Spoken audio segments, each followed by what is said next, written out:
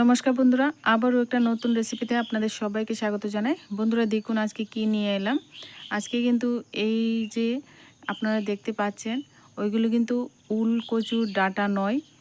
আর উলকচুর ডাঁটাটা একটু সবুজ রঙের থাকে আর ওইগুলি কিন্তু একটু কালো রঙের থাকে। তো এইগুলি আমাদের দিকে প্রচুর হয়ে থাকে। এগুলি দিয়ে কিন্তু আজকে শুটকি মাছ দিয়ে একটা রেসিপি করব, দারুণ একটা রেসিপি। আর দেখো কতগুলি তুলে নিয়ে এলাম। আর যখন আমি ওইগুলি তুলতে গেলাম জঙ্গলে হয় এগুলি। তো বন্ধুরা আমি ক্যামেরা নিতে ভুলে গেছি, নইলে তোমাদেরকে দেখাতাম যে কোথায় থেকে এগুলি আনলাম। প্রচুর জঙ্গলের মধ্যে এইগুলি হয়ে থাকে আর কত সুন্দর সুন্দর এইগুলি হয়ে থাকে। উলকচুর ডাঁটার মতোই দেখতে, কিন্তু ওইগুলি উলকচুর ডাঁটা না, ওইগুলি আমরা ডাঁট ডোমা বলে থাকি। এবার ডাঁটাগুলি সুন্দর পরিষ্কার করে একটা বড় পাত্রে নিয়ে নিচ্ছি। এবার ডাঁটাগুলি ধুয়ে নেব। আর এর মধ্যে কিন্তু বেশি কিছু থাকে না, তবু ভালো করে একটু ধুয়ে নিচ্ছি, একদম ফ্রেশ থাকে ওইগুলি। আর খুব সুন্দর হয় খেতে। আর ওইগুলি দিয়ে কিন্তু বড়া খুব ভালো হয়, বড়া ভেজে খেতে ভালো হয়, কলিগুলি দিয়ে বড়া খেতে ভালো হয়। তো আমি কিছুটা কলি কিন্তু রেখে দিয়েছি বড়া তৈরি করব বলে, আর বাকিগুলি আমি শুটকি মাছ দিয়ে রান্না করব। তো দেখো বন্ধুরা সুন্দর করে ধুয়ে নিলাম। এবার আমি একদম জলটা জড়িয়ে এবার ছুরি দিয়ে কুচি করে কেটে নেব। একদম নরম কুচি কুচি ডাঁটা খুব সুন্দর করে কিন্তু কেটে নিচ্ছি। তো বন্ধুরা আপনারা ছুরি দিয়ে বা বটি দিয়ে করতে পারেন, তো ছুরি দিয়েও খুব সুন্দর কাটা যায়। বন্ধুরা যদি নতুন বন্ধু হয়ে থাকো আমার চ্যানেলটিকে সাবস্ক্রাইব করুন।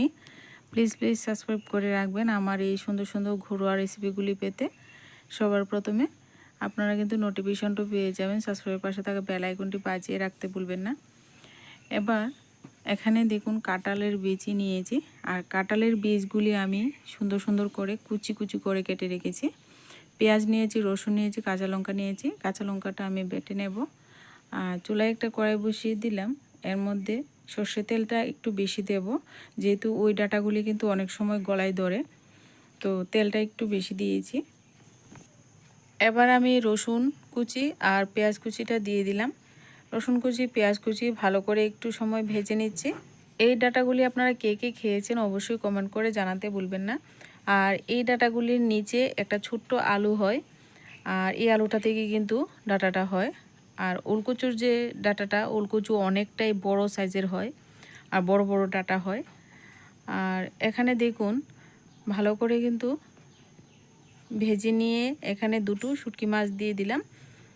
আপনারা কিন্তু এখানে পুঁটি শিদল দিয়ে করতে পারেন, আমি কিন্তু বাসমতি শিদল দিয়ে কিন্তু করে নিলাম। তো এখানে ভালো করে শুটকিটা তেলের মধ্যে ভেজে নিচ্ছি। আর এখানে শুটকি মাছটা ভাজা হয়ে গেলে এখানে দিয়ে দেব কাঁচা লঙ্কা বাটা, একটু নাড়াচাড়া করে দিয়ে দিচ্ছি এখানে শুকনো লঙ্কা গুঁড়ো। আর রেসিপিটা একটু ঝাল ঝালেই রান্না করতে হয় যেহেতু শুটকি মাছের রেসিপি। এবার মরিচের গুঁড়োটা দিলাম, দিয়ে এবার নাড়াচাড়া করে নিচ্ছি। ভালো করে ফোড়নটাকে কিন্তু ভেজে নিতে হবে। শুটকি মাছ শুকনো লঙ্কা ভালো করে সুন্দর করে ভেজে নিচ্ছি দেখুন। তো এতে করে কিন্তু শুটকি মাছের রেসিপিটাতে খুব সুন্দর দারুণ একটা সেন্ট আসবে। তো অলরেডি কিন্তু এখানে সেন্টটা বেরিয়ে গেছে খুব সুন্দর। এবার আমি এখানে শাকটা দিয়ে দিলাম, সাথে একই সঙ্গে কিন্তু কাঁঠালের বীজগুলিও দিয়ে দেব, এতে করে তাড়াতাড়ি সেদ্ধ হয়ে যাবে। এই কাঁঠালের বীজ দিয়ে এই রেসিপিটা দুর্দান্ত হয়। এবার কিন্তু একটু নাড়াচাড়া করে উলটপালট করে দেব। এবার আমি সমস্ত উপকরণ ভালো করে নাড়াচাড়া করে মিশিয়ে দিচ্ছি। এবারে মিশিয়ে দেওয়ার পর কিন্তু এখানে লবণটা আমি দেব। একটু সময় শাকটা একটু কমে গেলে তারপর লবণটা দেব। আর নইলে কিন্তু অনেক সময় লবণটা একটু বেশি হয়ে যায়, তো আমরা কিন্তু অনেকেই আছে আন্দাজটা করতে পারি না। তো ভালো করে একটু শাকটা কিন্তু মজে গেছে। এবার আমি এখানে লবণটা দিয়ে দিলাম।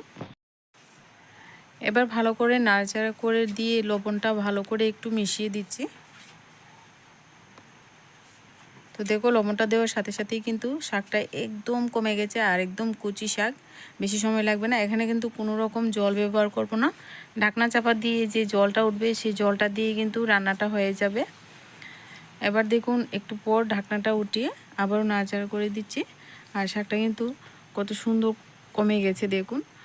এবার কিন্তু একটু উলটপালট করে নাড়াচাড়া করে দিয়ে আবারও ঢেকে দিতে হবে। তো ঢাকনাটা দিয়ে দিয়ে তারপর কিন্তু রান্না করতে হবে। তো কিছুক্ষণ এইভাবে রান্নাটা করতে করতে দেখবেন একটা সময় খুব সুন্দর ভাজা ভাজা হয়ে যাচ্ছে।